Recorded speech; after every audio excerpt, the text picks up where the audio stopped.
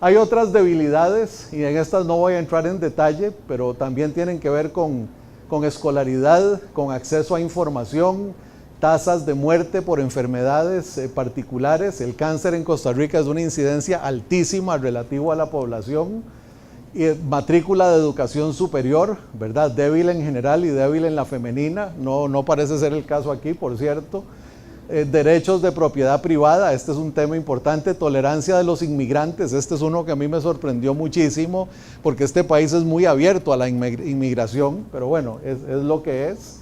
Tolerancia de homosexuales, ahí está justo de primero seguramente, pero la verdad es que hay todavía grandes falencias en el país en ese sentido. Tal vez lo más preocupante de todo, esa es la distribución del ingreso en Costa Rica con indicadores del Banco Mundial. Si uno la hace con indicadores del Estado de la Nación, aquí dice 53 en vez de 55-87 y el resto es bastante parecido, se alteran proporcionalmente los otros cuadros. No importa si usamos este o el del Estado de la Nación. El hecho es que Costa Rica era un país que tenía una estructura social en 1990 igualita a la de Uruguay, que es el país líder en la región en eso. Hoy Uruguay está exactamente igual, un poquito mejor que en 1990 y nosotros estamos a la par de El Salvador y Honduras en esto. Para nosotros la globalización ha sido una bonanza como motor de crecimiento económico, pero también ha sido un gran concentrador de la riqueza. Y un país que a la vez entra en la globalización y empieza a generar exportaciones y nuevos sectores que requieren de talentos avanzados y donde la educación se queda rezagada, como acabamos de ver, crea una brecha gigante, ¿verdad? Y eso es lo que estamos viendo acá. Esta gente no está aquí porque los de aquí arriba sean malos, esta gente está aquí porque los mecanismos que suponían educarlos y darles las habilidades para aprovechar ese ambiente de oportunidad que hemos creado no funcionaron. Ustedes han oído que hoy tenemos 140,000 ninis en el país, ¿verdad? Muchachos de edad universitaria sin empleo y sin trabajo. Bueno, esos 140,000 ninis obviamente están aquí abajo. Entonces, dentro del sector en la edad que están ustedes, hay 140,000 personas que están aquí. Seguramente sus familias en mayoría están aquí. Habrá algunas por aquí, podrá haber alguna por aquí, pero el solo hecho que ustedes estén estudiando exitosamente en la Universidad de Costa Rica, posiblemente los pone en una clase media pujante en nuestro país. Esa distribución del ingreso es lo que causa rebeliones, lo que causa problemas estructurales y ruptura del contrato social que vamos a ver. ¿Qué explica nuestra caída? O sea, si íbamos tan bien como acabamos de ver, ¿por qué ya no vamos tan bien? En primer lugar, desde 1973-74 no hay una transformación estructural. Ha habido muy buenos programas. Por ejemplo, el programa de las redes de cuidado ahora funciona y funciona bien. El programa Avancemos de becas escolares funciona más o menos bien. Digo que funciona más o menos bien porque funciona muy bien para la clase baja urbana que puede ir y llenar un formulario y reclamar sus derechos. Pero si uno vive en Guatuso, en Zixaola o en Tortuguero, no tiene acceso a esos mecanismos. Entonces los verdaderamente pobres están excluidos aún de los mecanismos que han sido diseñados para el combate a la pobreza. Pero el hecho es que desde que se fundó FODESAF el IMAS y el programa de equidad de la mujer, no hay una innovación estructural en la política social costarricense. Esas fueron las últimas, al final del gobierno de don José Figueres Ferrer, ¿verdad? En 1973-74. El énfasis ha sido en redefinir el modelo de crecimiento económico. ¿Qué pasó en esta época? Del 75 al 77 hubo un pico de ingresos en el país porque por heladas en Brasil y Argentina los precios de azúcar, de carne y de café se fueron altísimo. El país entró en una bonanza fiscal, en una bonanza de inversión, se generó mucho empleo de oportunidad para personas de escasa educación y entonces el país siguió, ya no necesitamos política social, con solo el goteo del crecimiento económico y la generación de empleo resolvemos el problema. Lo que pasa es que inmediatamente después se vino las guerras centroamericanas, empezando en el 77 en Nicaragua, se rompió el mercado común centroamericano, perdimos la dinámica de atracción de inversiones industriales y lo que ganábamos afuera colapsó. El mundo entró en recesión en el 79, que duró hasta mediados del 82, el desempleo en Costa Rica llegó al 45% a finales de 1981 y en ese momento ya no tuvimos la capacidad de recuperación. Y nuestras prioridades se fueron en otra cosa. Lo primero fue cambiar el modelo de sustitución de importaciones a promoción y diversificación de exportaciones y turismo. En eso se nos fue el periodo del 82 al 89. En el 89 aparece el consenso de Washington y el modelo de apertura unilateral. Y Costa Rica lo implementa. Acuérdense que en el gobierno de Calderón nosotros firmamos el primer TLC con México.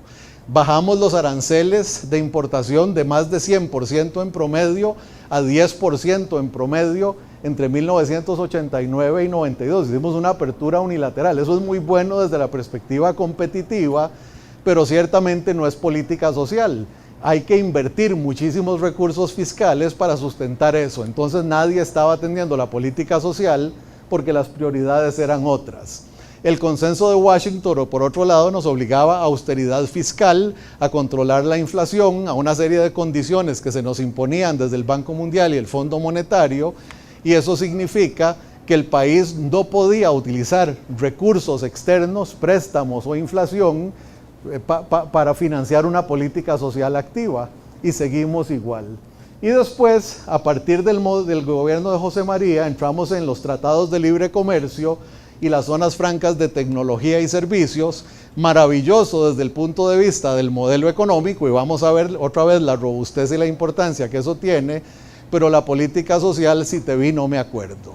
Y eso lo que ha causado es que fundamentalmente de 1978 al año 2011 no hayamos tenido una política social activa porque las prioridades fiscales y de enfoque del gobierno eran otras.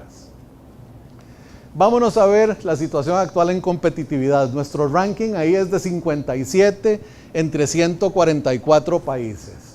Y sin entrar en mucho detalle, ¿verdad? Este es un modelo de 12 pilares. El primero es de instituciones y ahí estamos muy mal. Estos son rankings en la calidad del gasto público, en los costos empresariales del crimen y la violencia, protección al inversionista, estamos entre los últimos.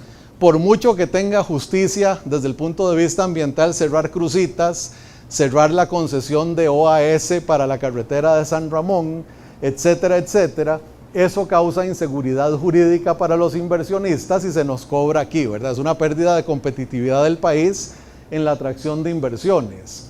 En el pilar de infraestructura, mala calidad general de la infraestructura, muy por debajo de donde debiéramos estar, ¿verdad? Que acuérdense, nuestro punto de referencia es 57, aquí estamos de 95, 131 en calidad de las calzadas, 106 en ferrocarriles, 140 de los 144 en infraestructura portuaria, mal en conectividad y telefonía móvil.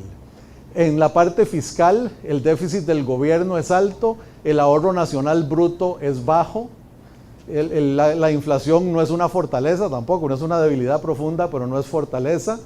La matrícula de educación superior vuelve a aparecer aquí como una debilidad estructural. El alcance y efecto de los impuestos, el porcentaje, la tasa total de impuestos como porcentaje de las utilidades de las empresas, el número de procedimientos para empezar un nuevo negocio, el número de días para empezar un nuevo negocio, prevalencia de barreras comerciales. En otras palabras, todavía tenemos un ambiente cargado, burocrático, pesado para avanzar. Cuando vemos en la parte laboral la proporción de mujeres a hombres en la fuerza laboral, todavía estamos trabajando con 3 llantas, la cuarta llanta, que es el sector femenino, que todavía no entra a cargos altos y entra en las curvas de productividad, es bajo. Financiamiento es problema, ¿verdad? Tanto el acceso como el financiamiento no bancario. Las suscripciones de telefonía móvil otra vez salen como una debilidad, ya en proceso de corrección.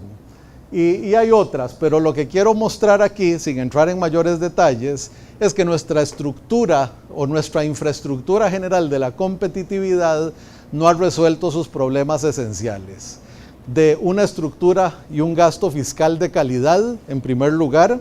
En segundo lugar, de infraestructura, logística y de conectividad que respalde la competitividad del país. educación superior como fuente de técnicos y profesionales para sectores avanzados, y ciertamente nuestra burocracia es complicada. Dicho sea de paso, aquí no aparece la corrupción, pero sin embargo en la encuesta donde se le pregunta a los empresarios cuál es su principal problema, las respuestas son dos: burocracia y corrupción. De manera que la corrupción empieza a aparecer, cosa que no era así hace unos pocos años. Otras debilidades: confianza pública en los políticos en deterioro, calidad de la infraestructura aeroportuaria ha mejorado, costos de las políticas agrícolas son excesivos, ¿verdad? Todavía los subsidios al arroz son absolutamente ridículos.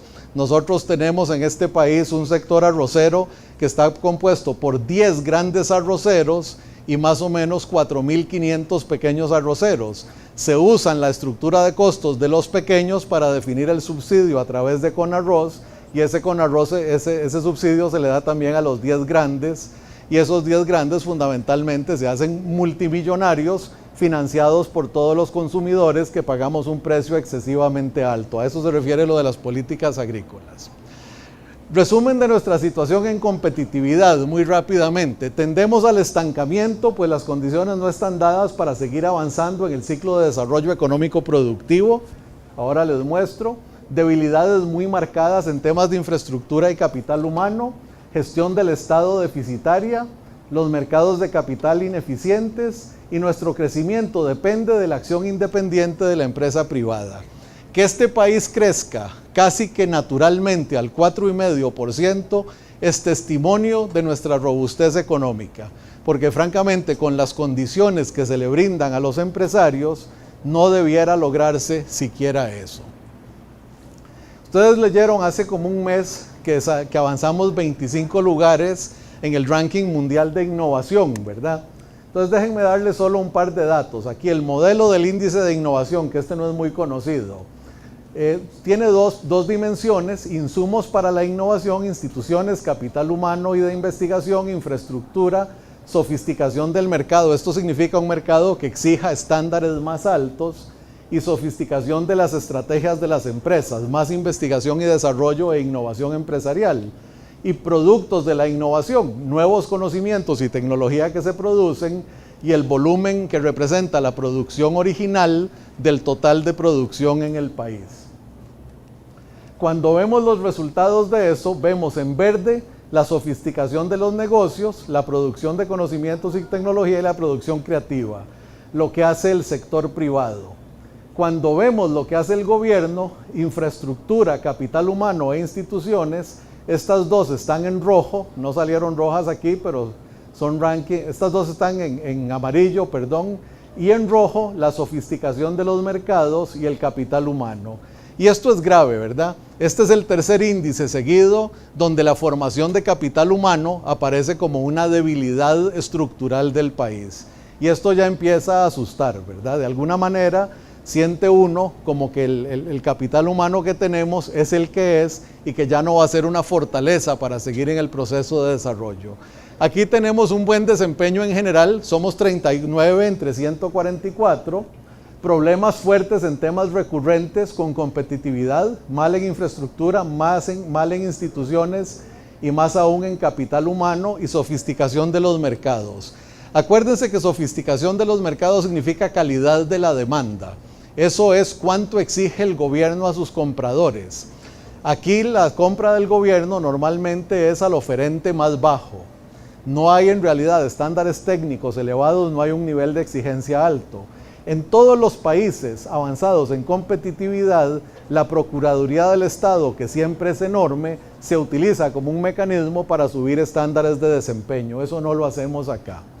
Sin embargo, estamos fuertes en el sector productivo y en producción creativa, de conocimientos y de tecnología. Este es un país donde la industria de software, donde algunas de las zonas francas, donde industrias de conocimiento, industrias de servicio, realmente han avanzado y constituyen hoy un porcentaje impresionante, que es lo que nos ha movido a esa posición 39, pero tengo que decirlo en la forma fea, a pesar de que el gobierno viene rezagado en la plataforma que ofrece. El índice de desempeño ambiental. Este es formidable, porque nosotros somos número 5 entre 132 naciones. O sea, somos la quinta nación con el mayor índice de desempeño ambiental en el planeta. Pero cuando evaluamos la tendencia, y eso significa los cambios en políticas o desempeño en los últimos 10 años, nos vamos a la posición 113 entre 132 naciones. Entonces, igual que en la parte social, aquí estamos acumulando, gozando nuestras decisiones del pasado, y cuando vemos las decisiones de la última década, vamos mal, ¿verdad? Hoy producimos, por ejemplo, mucho más energía térmica que en cualquier momento anterior. Hoy hacemos una explotación mucho más agresiva de las pesquerías que en cualquier momento anterior. Hoy hacemos un manejo de desechos sólidos que es francamente vergonzoso. Entonces, en general, somos quintos en el ranking, 113 en el ranking por tendencia. Estamos en tendencia en vitalidad de los ecosistemas, ¿verdad? Nuestros parques nacionales y nuestras zonas y reservas, zonas de mitigación y reservas muy bien, pero sin embargo son zonas muy amenazadas y que la tendencia es a protegerlas menos, no más. En hábitat y biodiversidad, ¿verdad? Tenemos en realidad una posición que ya no es muy buena, es 45, pero además deteriorándose importantemente en la última década. En el manejo del cambio climático, ¿verdad? Estamos muy bien, pero deteriorándonos rápido. El dióxido de carbono emitido per cápita ya es un número alto, ¿verdad? Con un desempeño también malo de la última década. Electricidad renovable, ¿verdad? Somos décimos, pero en tendencia número 107. Sobreexplotación de pesquerías, estamos mal en el desempeño, pésimo en el desempeño y mal en la tendencia. Y este es interesante, pérdida de áreas forestales. Costa Rica ha empezado a recuperar su capa boscosa, pero lo estamos haciendo a un ritmo muy inferior a las naciones líderes en este campo.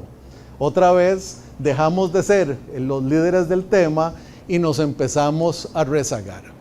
De hecho, cuando se mapea esto en un lugar donde tenemos aquí empeorando y aquí mejorando, desempeño bajo y desempeño alto, tenemos a Costa Rica con un desempeño muy alto, somos el quinto, pero somos un país donde nos estamos deteriorando.